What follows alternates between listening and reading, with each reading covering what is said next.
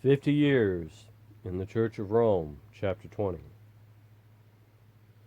The name of Louis Joseph Papineau will be forever dear to the French Canadians, for whatever may be the political party to which one belongs in Canada, you cannot deny that it is to the ardent patriotism and indomitable energy and remarkable eloquence of that great patriot that Canada is indebted for the greater part of the political reforms which promise in a near future to raise the country of my birth to the rank of a great and free nation.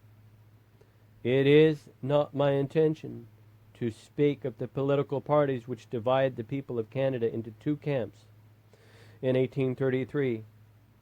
The long and trying abuses under which our conquered race was groaning, and which at last brought about the bloody insurrections of 1837 and 1838, are matters of history, which do not pertain to the plea of this work.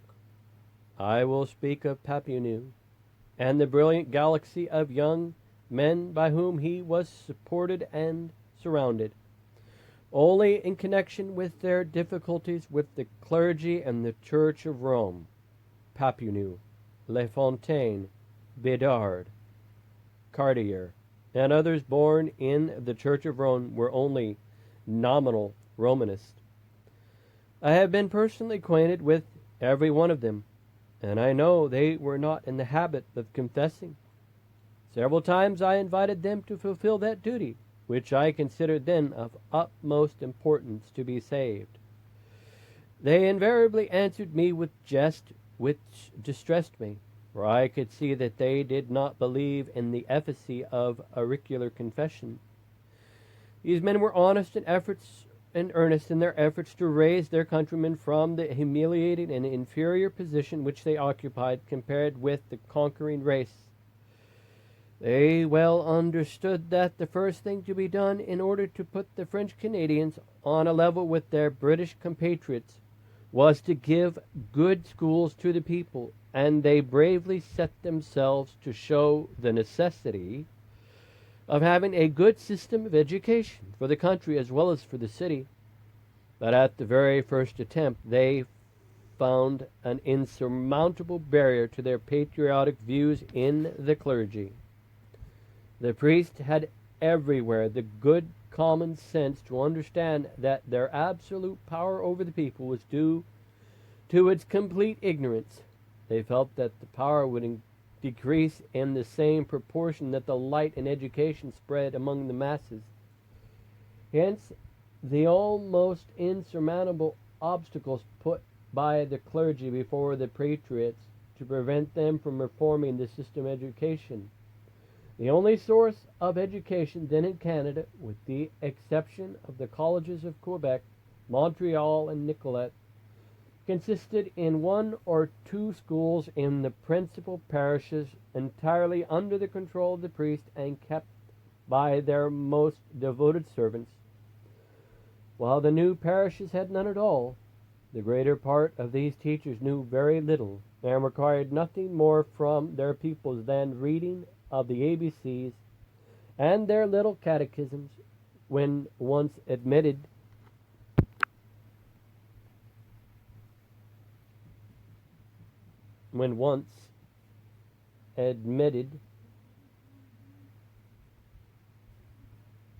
to their first communion, the ABC and the little catechisms were soon forgotten, and 95 and 100 of the French Canadian people were not even able to sign their names. In many parishes, the curate with his school teacher, the notary, and a half a dozen others were the only persons who could read or write a letter. Papineau and his patriotic friends understood that the French Canadian people were doomed to remain an inferior race in their own country if they were left in that shameful state of ignorance. They did not conceal their indignation at the obstacles placed by the clergy to prevent them from amending the system of education. Several eloquent speeches were made by Papineau, who was their Parliament speaker, in answer to the clergy. The curates in their pulpits as well as by the press, tried to show that Canada had the best possible system of education, that the people were too happy, that too much education would bring into Canada the bitter fruits which had grown in France: infidelity, revolution, riots, bloodshed, that the people were too poor to pay the heavy taxes which would be imposed for the new system of education. In one of his addresses, Papineau answered this last argument, showing the immense sums of money foolishly given by those so-called poor people to gild the ceilings of the church, as was the usage then. He made a calculation of the tithes paid to the priests, of the costly images and statues of saints which were to be seen then all around the interior of the churches, and he boldly said that the priests would do better to induce the people to establish good schools and pay respectable teachers than to lavish their money on objects which were so little benefited. That address, which was reproduced by the only French paper of Quebec, Le Canadien, fell upon the clergy like a hurricane upon a rotten house, shaking it to its foundation. Everywhere Papineau and his party were denounced as infidels, more dangerous than Protestants. Plans were immediately laid down to prevent the people from reading Le Canadien, the only French newspaper they could receive. Not more than half a dozen were receiving it in St. Charles, but they refused to read it to their neighbors, who gathered on Sabbath afternoons to hear its contents. We have first tried through the confessional to persuade the subscribers to reject it, under the pretext that it was a bad paper, that it spoke against the priest and would finally destroy our holy religion. But to our great dismay, our efforts failed.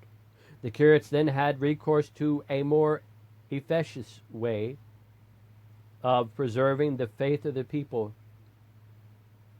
The postmaster of St. Charles was then a man whom Mr. Paris had got educated at his own expense in the seminary at Quebec. His name was Chabot. That man was a perfect machine in the hands of his benefactor. Mr. Paris forbade him to deliver any more of the numbers of that journal to the subscribers when there would be anything unfavorable to the clergy in its columns. "Give them to me," he said, "that I may burn them, and when the people come to get them, give them such an evasive answer that they may believe that it is the editor's fault or of some other post office, if they have not received it." From that day, every time there was any censure of the clergy, the poor paper was consigned to the flames. One evening, when Mr. Paris had in my presence thrown a bundle of these papers in the stove, I told him, "Please allow me to express to you my surprise at this act. Have we really the right to deprive the subscribers of that paper of their property? That paper is theirs. They have paid for it. How can we take upon ourselves to destroy it without their permission? Besides, you know that the old proverb, Les pierres parlent, stones speak. If it were known by our people that we destroyed their papers, would not the consequences be very serious? Now, Mr. Paris, you know that my sincere respect for you, and I hope I do not go against that respect by asking you to tell me by what right or authority you do this. I would not put this question to you if you were the only one who does it, but I know of several others who do just the same thing. I will probably be obliged, when a curate, to act in the same manner, and I wish to know on what grounds I shall be justified in acting as you do." "Are we not the spiritual fathers of our people?" answered Mr. Paris. I replied, "Yes, sir, we are surely the spiritual fathers of our people." "Then," rejoined Mr. Paris, "we have in spiritual matters all the rights and duties which temporal fathers have in temporal things towards his children. If our father sees a sharp knife in the hands of his beloved but unexperienced child, if he has good reason to fear that The dear child may wound himself, nay, destroy his own life with that knife. Is it not his duty before God and man to take it from his hand and prevent him from touching it any more? Yes, I answered, but allow me to draw your attention to a little difference which I see between the corporeal and the spiritual children of your comparison. In the case you bring forward of a father who takes away the knife from the hands of a young and inexperienced child, that knife has probably been bought by the father. It has been paid for with the father's money. It is then the father's knife. But the papers of your spiritual children, which you have thrown into your stove, have been paid for by them, and not you. They are theirs, then, before the laws of God and men, and they are not yours. I saw that my answer had cut the good old priest to the quick, and he became more nervous than I had ever seen him. I see that you are young, he answered. You have not yet had the time to meditate on the great and broad principles of our Holy Church. I confess there is a difference in the rights of the two children to which I had not paid attention, and which at first sight may seem to diminish the strength of my argument. But I here have an argument which will satisfy you, I hope. Some weeks ago I wrote to our venerable Bishop Pennant about my intention of burning those miserable and impious letters, Le Canadian, to prevent it from poisoning the minds of our people against us. And he has approved me, adding the advice to be very prudent and to act secretly, that there would be no danger in being detected. Here is a letter of that holy bishop. You may read it if you like. I thank you, I replied. I believe that what you say in reference to the letter is correct. But suppose that our good bishop has made a mistake in advising you to burn those papers. Would you not have some reason to regret that burning should you sooner or later detect that mistake? A reason of regretting to follow the advice of my superiors? Never, never. I fear, my dear young friend, that you do not sufficiently understand the duties of an inferior and the sacred rights of superiors in the College of Nicolet, that there can be no sin in an inferior who obeys the orders or counsels of his legitimate superiors. Yes, sir, I answered. The Reverend Mr. Leprone has told us that in the College of Nicolet. But I rejoin, Mr. Paris. Your last question makes me fear that you have forgotten what you have learned there. My dear young friend, do not forget that it was the want of respect of their ecclesiastical superiors which caused the apostasy of Luther and Calvin, and damned so many millions of heretics who have followed them. But in order to bring your rebellious mind under the holy yoke of perfect submission to your superiors, I will show you by our greatest and most approved theologian that I can burn these papers without doing anything wrong before God. He then went to his library and brought me a volume of Ligori, from which he read the following Latin words: Docet Sanchez et Perito alaquium occidere lesete posse suodere ou su furtur vel ut fornicator. With an air of triumph, he said, Do you see now that I am absolutely justified in destroying those pestilential papers?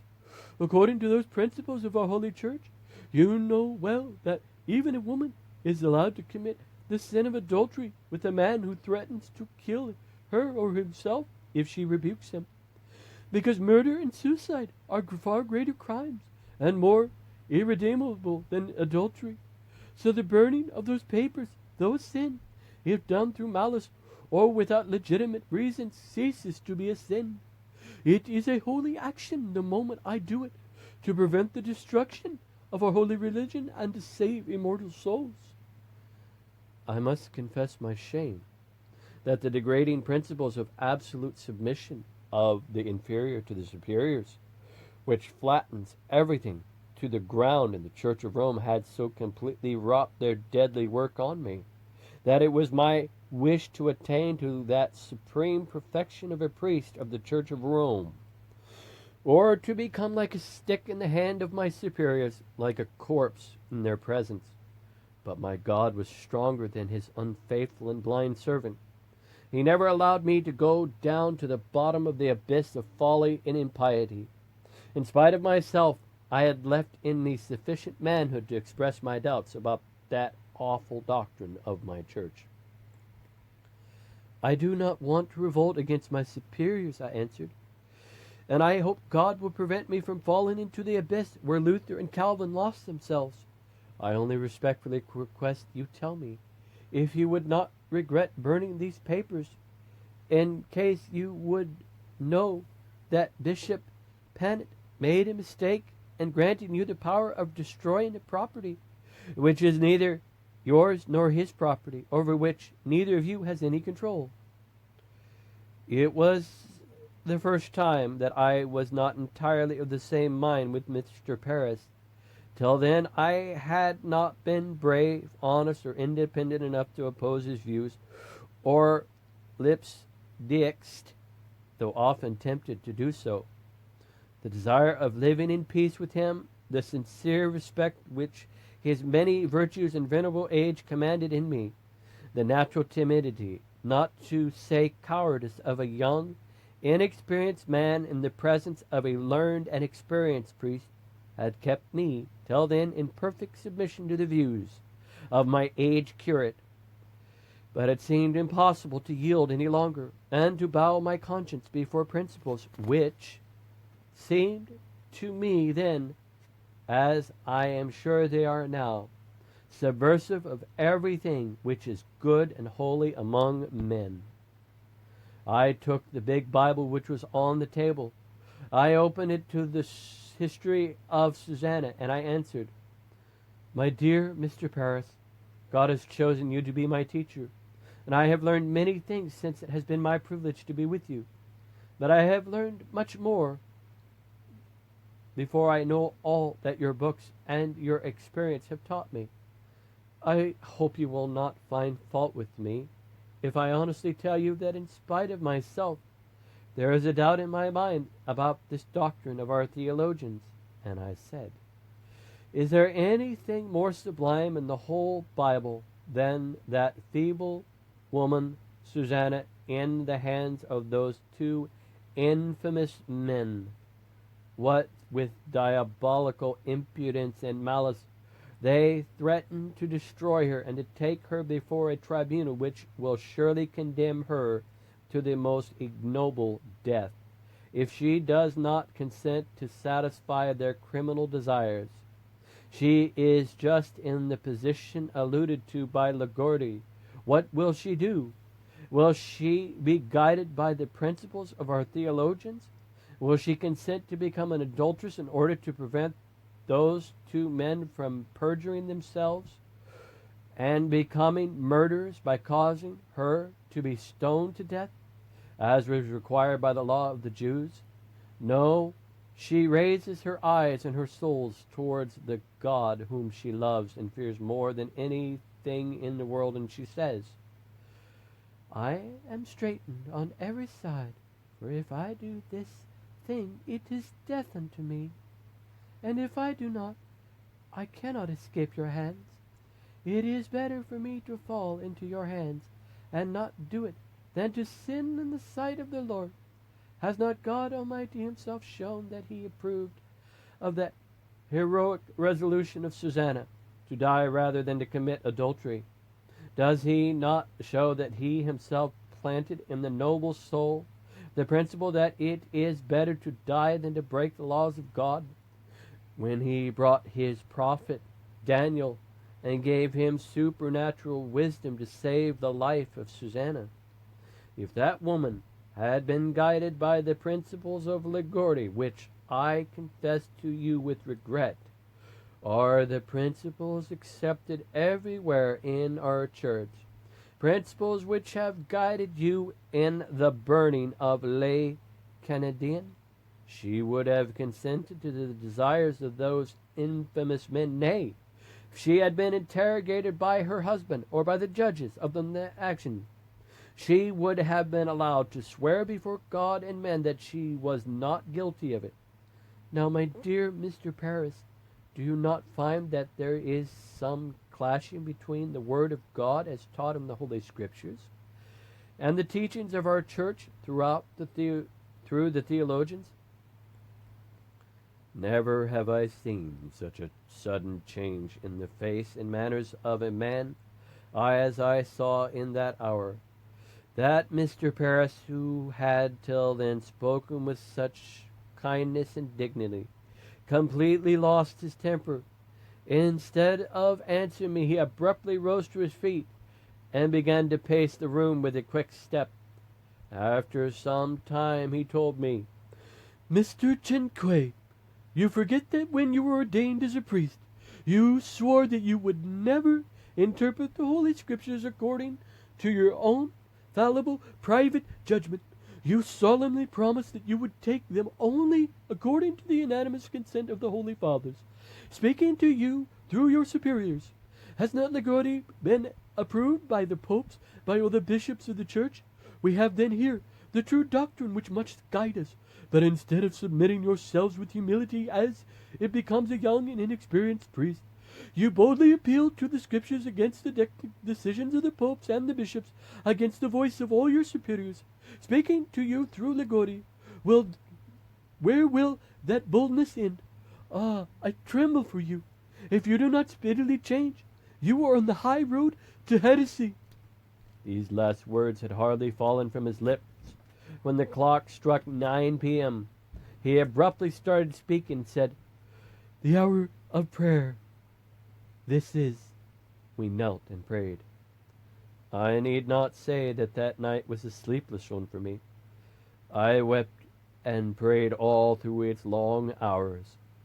I felt I had lost, and forever, the highest position I had had in the heart of my old friend, and that I had probably compromised myself forever in the eyes of my superiors, who were the absolute masters of my destiny. I condemned myself for that inopportune appeal to the Holy Scriptures against the ipse dictes of my superiors.